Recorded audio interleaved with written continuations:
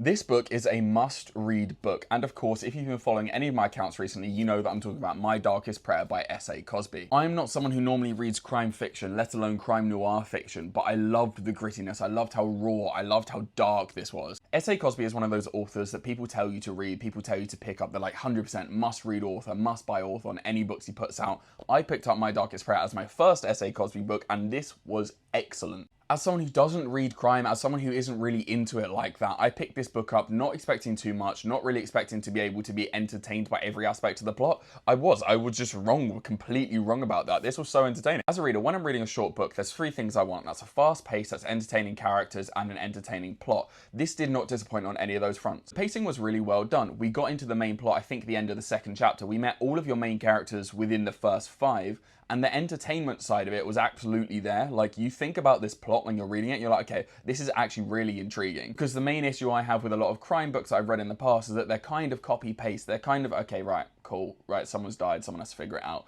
sorted. This is completely different, but it's got the same recipe. The plot was so fun. I enjoyed it. I thoroughly enjoyed it. Every aspect of it, even the dark moments, I was like, okay, this is kind of nice, you know what I mean? One thing I think S.A. Cosby did really well in My Darkest Prayer was make the side characters entertaining and make them attractive to the reader. Normally when you're reading a short book like this, it's like 250 pages, you're not necessarily interested in the side characters, it's all about the main character. And whilst I do want to give a shout out to Nathan, Nathan was an excellent main character. I was really intrigued by the idea and the concepts of the side characters that S.A. Cosby came up for this book. Do I think there could have been more to the plot? Technically, yes, but I'm glad there wasn't. This was a good read for me, especially as my first crime book, as my first S.A. Cosby book. So for any of you that are interested in getting into S.A. Cosby, because he's everywhere right now, or for anyone that's interested in getting into crime fiction, I definitely recommend My Darkest Prayer. It's dark, it's gritty, it's raw, and it's brutal, but what it also is beginner friendly. This is Southern noir crime. A lot of this focuses on religion, politics, divide, corruption, racism, stuff like that. But it's done it in a way that's really beginner friendly, especially for someone that's not from those areas, because occasionally this could be daunting within other books.